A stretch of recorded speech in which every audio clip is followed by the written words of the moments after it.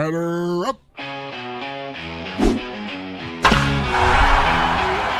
and Chris, they're on the air. Yankees, Mets, they're everywhere. From the Bronx to Queens, the diamond gleams. MLB talk, the ultimate team. MLB is the place to be. Rob and Chris with the pitch you'll see. Swinging stacks and stories fly. Baseball talk that's amplified.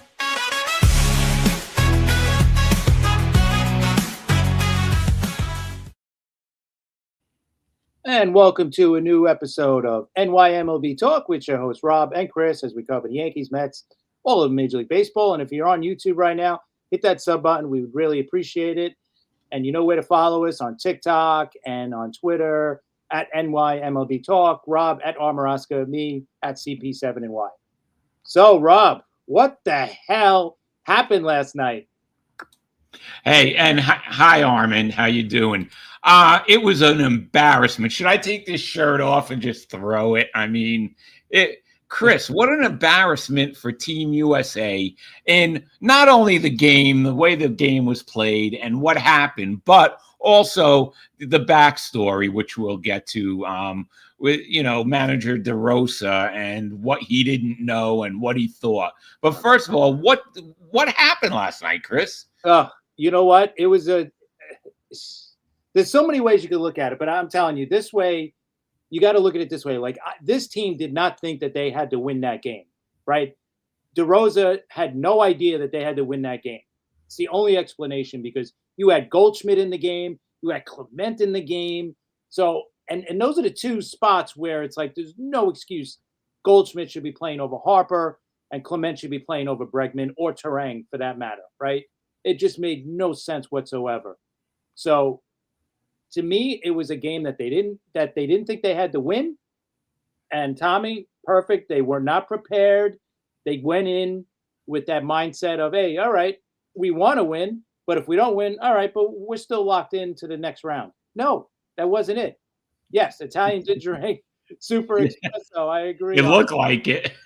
They went in there, and you know what? And Italy gave them the first punch to the gut, right? And USA just could not respond. They were just like, oh, and then they hit him again, and they hit him again. And then before we know it, it's 8-0 Italy over Team USA. And they just did not respond quick enough. And that was a team, to me, that showed that there was, no preparation. There was the mentality was, hey, if we lose, we're still in, right? It wasn't, we're going to win this game. They're playing for blood and everything like that. And you've seen it as the game progressed, because later on, you still had these guys in 7th, 8th inning. You had Clayton Kershaw warming up in the bullpen in the 7th and 8th inning. There's no way that guy should be in that game, a game that needs to be won, right? So, right, horribly managed, coached, played, everything. There's only a handful of guys we could say that played well, like PCA played out of his mind. So you don't mind him playing over Buxton. But, man, I mean, that was horrible last night. Embarrassing, you're right. Let's listen. Nolan McLean started off on the right foot, okay? He had a great first inning, showed his stuff, striking at the side out. I mean, he looked great, and you said to yourself, this is going to be a great game. And Armand's right. Yes, the offense started slow because they didn't look like there was an urgency to it. And that's what the problem is. All right, so then in the second inning, McLean gives up 2 home runs, and then it was downhill from there. 8-0. How could Team USA be trailing Team Italy by 8 runs, Chris? It's ridiculous. Yeah, it was just embarrassing. And the lineup, I'm telling you, was a joke. It was a joke in a must-win game. You don't have Bregman in. You don't have Harper in. That was embarrassing. Like, I don't mind Will Smith playing, over Raleigh. I don't mind PCA playing over Buxton. But there's no way Clement should be in there over Terang or even Bregman. And there's no way Goldschmidt should be in there over Harper in a must-win game. There's no way. You want to bring him in later in the game after we have a big lead, that's fine. I totally understand that. But there's no way that guy should be in there on that kind of – and they were – right. They were hungover. Right. The night before, they were partying and they were celebrating, right after the victory over Mexico. They didn't make it back to the hotel until 12:30 at night. And he even said the team was dragging a little bit before the game. I mean, come on, that's inexcusable. Think about it, did we hear any of this from any other team, number one? And number two, did we hear any of this from the Team USA hockey teams, the men and women in the Olympics just a few weeks ago? No. We didn't hear any of that ever. When they celebrated after they won the gold medal, and that's when you celebrate. You don't celebrate after game 3 of the first 4, and then you still got to prepare for that 4th game. I mean, that was embarrassing. It really was embarrassing. Everything about that game was embarrassing. But let's get to Mark DeRosa. How do you not know that you're not a lock? I don't understand it. Everybody else, every other team knew. How, Chris? Right. How do you not know the tiebreakers? And listen, we could have an argument over it shouldn't be, and it should be the best teams going in. Yeah, and a 3-1 team should make it into it. Into the next round. I agree. But you know what? This is how it's set up. You know the rules, or you should know the rules. Somebody should know the rules on that team. And I think the manager should definitely know the rules. I can understand a player not being a little clueless, but you're going to tell me the manager who's making up the lineup and the pitching rotations and all that, and I get that it's hard because of spring training and the teams are telling him, all right, you can't use my guy on this day or that day, or don't use him that many innings. So I get it. But man, horrible preparation for this game. Horrible. And let's be honest. If they don't make it to the next round and actually go on to win this, I'm going to put out a little guess here that DeRosa is not back, and the next manager for Team USA is going to be a guy with experience and not a guy that has zero managing experience in Major League Baseball. Oh, and Armand said that foul territory was at the Orioles camp, and Pete Alonso said USA did not ask him to be on the team, but Italy did, and he said no because of his new baby. That's pretty interesting too. Yeah. But to tell you the truth, and I love Pete, we know that they don't need Pete. I mean, they should. Look at that lineup. Look at that roster, and it's just crazy. And you're right. Really, how? I don't know. That lineup last night, I was looking at it and shaking my head, and they just did not look like they just looked like it was any other game, and it wasn't that important because they all thought they were already in it. Let's face it. From the manager to the players, you think one player would have said, "Guys, we gotta win," but no, it was ridiculous, and it was an embarrassment, Chris. Absolutely. There was no fire in that team last night early on, right? It didn't, I think, until the PCA home run, there was no fire in this team whatsoever. Before that, right? I mean, after that home run, I thought, all right, that home run might have saved this team. I think I texted that to you. Yeah, you did. I thought, all right, now they're going to come back. And they came back a little bit more, but obviously not enough because they were down 8 runs to this team, and you got to give Italy a lot of credit for doing what they did last night. They were coming in with, nobody was giving them a shot, and they punched first and tons of times against us early on to go up 8-0. And they played sloppy too, right? They played sloppy in the field. It was just inexcusable. And yeah, Tommy, agree with you 100%. Yeah. Definitely. Underperformed. It's to say the least. Yeah, right? to say the least. And they won big. They had how many guys on base, and they didn't even get them in. I felt like I'm watching the Yankees again from last season. Guys on base, and they're not coming through, right? Same thing with you. I'm sure it was like watching a Met game for a while. You have guys on base, and these guys aren't, getting the big hit to get these guys in. And then you see the other, Dominican and all the other teams scoring like crazy, like they should. Yeah, and then Italy's pitcher, Michael Lorenzen, right? No runs, 4.2 innings. He looked like freaking Cy Young out there. Again, all right, this is a guy, and not to ever put anybody down who pitched in the major leagues, but he's not exactly, a Tom Seaver or Bob Gibson, and he made them look bad. I kept saying to myself, why can't they hit this guy? Yeah, I know. It was pretty embarrassing, and it wasn't like they were playing against a team with pitchers that they didn't know, right? Lorenzen is a guy that's been around for a few years now. They should know how to Yes. hit against this guy. Weissert in the 9th inning. He's been on Boston. He was on the Yankees before he went to Boston. So how does Judge strike out to this guy? Come on. It's just embarrassing, top to bottom. And that's another thing. 2 times they had 2 of the best hitters coming up with the chance to tie the game, Harper and Judge. And you say to yourself, well, all right, now here we go. Nope, Harper can't do the job. And then Judge, I don't know, Judge is up, and you're like, this is where they wanted to get him up. They wanted it to get to him. Right there, I figured he's going to hit a home run, and it's going to, this is it. It's going to tie the game. No, Judge can't get the job done. It's like, all right, so now he's not Mr. October, November, or not even Mr. March now. What's going on with him? Mr. June. Aaron Judge is Mr. June. There you go. If that. Yeah, no, that was bad. It was just a bad look. It was just, like I said, it was embarrassing from top to bottom. You had Schwarber coming up after Judge, so if he walks or just gets a base hit, I mean, it was set up for them to come back and win, and they didn't do it. And scoring runs has been a problem for this team the whole WBC so far, the first 3 games. They've had guys on base. They probably left the most runners on base in the whole friggin' tournament so far. So it was just bad. It was. And I hope this doesn't screw up Nolan McLean now.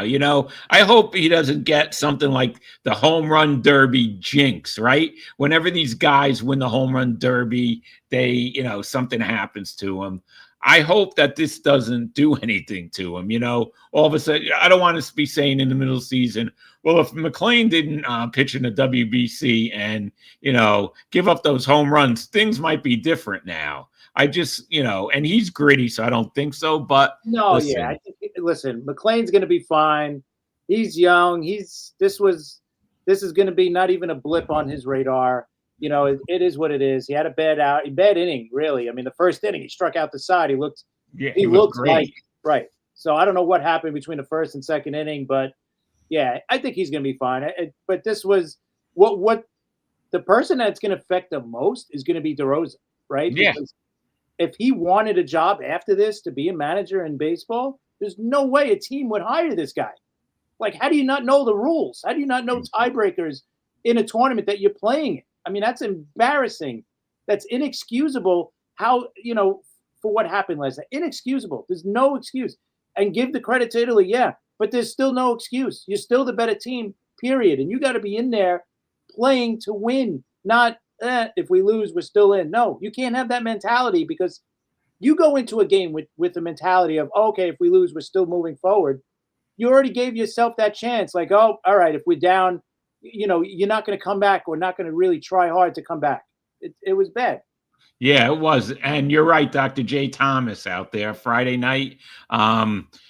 Jay will be on with Chief Gene Locklear. Can't wait for that. But yeah, you're right. He's an Ivy League guy. And Chris, I agree with you 100%. I mean, if he had any aspirations of becoming a big league manager, his chances were better before last night's game than it is now. I mean, you never know, but still, that's inexcusable. What is going on? Every other team knows what the rules are, and the manager of Team USA, who is supposed to be the best team in the WBC, maybe Japan is better. We don't know, but how could he not know? It's ridiculous, and it's a big embarrassment. And you know what? Now they have to depend on someone else to move on, which you hate when you have to depend on another team. It's like the last game of the season, where this year, with the Mets in Cincinnati, right? What happened? Cincinnati snuck in, right? The Mets had to depend on another team to win, and it didn't happen. You hate when you have to depend on another team. You want everything in your own hands. So right now we're talking about something that we shouldn't even be talking about, Chris. Right. And because this was a team that they were comparing to the 92 Dream Team, the basketball team, right? With Jordan and Bird and Magic. Like that, those comparisons should go out the window. Like that just shows you how embarrassing this is for this team to not even make it to the quarterfinals when you had arguably the best team on paper and you're not even going to make it into the quarterfinals. That's embarrassing. So now the situation is tonight. If Mexico wins, right, they gotta score at least 5 runs, I believe, for us to make it. Now, if they don't win and Italy wins, we're in as well. Right. So as long as Mexico wins by scoring at least 5 runs, we're good. So cheer whatever you want to cheer. If Italy's not winning, cheer for Mexico to score a lot of runs. If Italy's winning, we're good. So that's how it to be. Like you said, we shouldn't be in this situation. We shouldn't even be talking about this game for us to be in or not. It's embarrassing. It is. And what did I say to you last night? I said, watch Mexico win 4-0 or something. They're not even going to score the 5 runs. It's truly embarrassing. And baseball is America's sport. Like this is embarrassing. This would be if Team Canada in hockey didn't even make it into the medal round. Like didn't even make it out of their pool play, which would have been a joke, which would have been super embarrassing, right? Because they had a great team as well. So this is just an embarrassment for Team USA, for DeRosa, and I like, and trust me, in saying all this, I like Mark DeRosa. I love watching him on MLB Central in the morning. He's a great watch. He's awesome. But this really, and this is going to stay with him for a long time if they don't make it into the quarterfinals. It'll stay with him. Like you said, if he had any aspiration on becoming a Major League Baseball manager, that's out the window for a long time, for a while, I should say. Yeah, and that clip is going to haunt them forever. Absolutely. That's for sure. Yeah, man. And does anybody even want him as a coach? First base coach, third base coach, whatever. Does anybody want him for that after this? This really is going to affect him. But one thing this also affected was the other news before that no one cares anymore, that Cal Raleigh did not shake his Seattle teammate Randy Rosarena's hand. Away real quick. Like nobody cares about that now. That was big news until last night's game, and then it's over. But people caring about that is another thing. Why did people care before last night's game? Why did people care so much about that, Chris? I think because Rosarena made it an issue. Like if he didn't say anything, I mean, he basically said, to hell with this guy and their teammates. If they weren't teammates, it's obviously not an issue whatsoever. But these guys are teammates this year and last year, right? So I think that's why it became an issue or people cared about it, because one of them came out and said, to hell with that guy, and that's his teammate. Yeah, but now they're saying he was just saying that, to bust it, bust chops and to keep it going. I don't know. Yeah, what? No. That seemed real to me. Yeah, it did. It did seem real to me also. But they did make a big deal about it. But he did. Do we even know what he was whispering to him when he leaned down? Maybe he said, "Let's make this look good," and start something. Right. If that's what he said, they did make it look good, right? Because people are talking about it. Well, not anymore, but people were talking about it. So right now, Chris, who's your favorite to win the WBC right now? I mean, it's got to be the DR, right? It's got to be Dominican Republic and Japan. I would say those are your two favorites the rest of the way. But listen, if Team USA sneaks in now, backs in, we could say whatever way you want. If they make it in, you still got to put them at the top, right? Because they still got a great team. But here's the thing with Team USA, if they back into this, right? Right. It's a solo shot tonight. Chase. That's Yeah, good. That's good, Armin. Yeah. But here's the thing. I'll throw it to you too. That this could work both ways, right? If they back in, this could either give them that jolt of confidence or whatever. Like, oh man, we got our second win. We got the break of the century to get into it. Or it could be like, man, we don't even deserve to be here. Like, like that might kill their confidence or give them the extra boost. Which way do you think it goes for them? Well, I have something going on outside, so I don't know if you hear that. I hear you. So I'll talk over that. Okay, it's gone. You're right. I think it could go either way, but I think if they sneak in, I think things totally change. I think the offense starts. I think it explodes. I think things change because they're embarrassed by this as it is, right? So they want the chance to let's turn things around, let's win the tournament. So this way they're not talking about this for the whole season because you know what? They will be talking about this all season. And then in 3 years from now, when it's time for another WBC, they're going to talk about it again. And maybe guys don't want to play for Team USA. So if they get a chance to turn it around, I think they will turn it around. I think that offense will explode. I think things will be different. If they don't get in, we're just going to hear about what a big disappointment. And it really was terrible last night to have to sit through. And I told you, how boring was, after McLean struck out the side, how boring was that game for us until, So the bats woke PCA, until PCA started hitting. He hit that home run. So I'll tell you one thing: if they do get forward, move forward in this and get to the quarterfinals, I think PCA should be starting without a doubt. I think he should be our starting center fielder. There's no doubt in my mind. And nothing against Buxton. I think Buxton's a great player too. Even if they turned it around the next round, does DeRosa get another shot at Magic? That's a good question. Yeah, that's a good question, Tommy. I don't know. I don't know. Does a team take a chance on him? Because again, if they back in and they go on to win the series, the tournament, it could go both ways. It could give them that boost. Other teams, might look at him and go, "Hey, you know what? He made his mistake, but he rectified it, and they ended up winning." So that shows a lot. Or the other way, like, man, that's a mistake you can't come back from, and you just I don't want to take a chance on a guy like that. So yeah, it's gonna go either way. But that's a great question. Yeah, it is a great question. Armin says if USA makes the finals, he's safe. He probably is safe because then they'll all stick up for him and say what great he was. And so and people tend to forget things, and they will forget about this. But let's, like we said, now it's all on Italy and Mexico. If Italy loses, no problem. If Mexico wins, Mexico's got to score 5 runs. Right. And, nothing's guaranteed. The way Italy's been playing, Italy's playing over their head right now. Right. And it stinks. Like you said earlier, like we should not be in this situation. Team USA should not be watching the game tonight on pins and needles saying, man, I hope, this happens or that happens. Like they should be relaxing. They should be like, okay, who are we playing in the next round?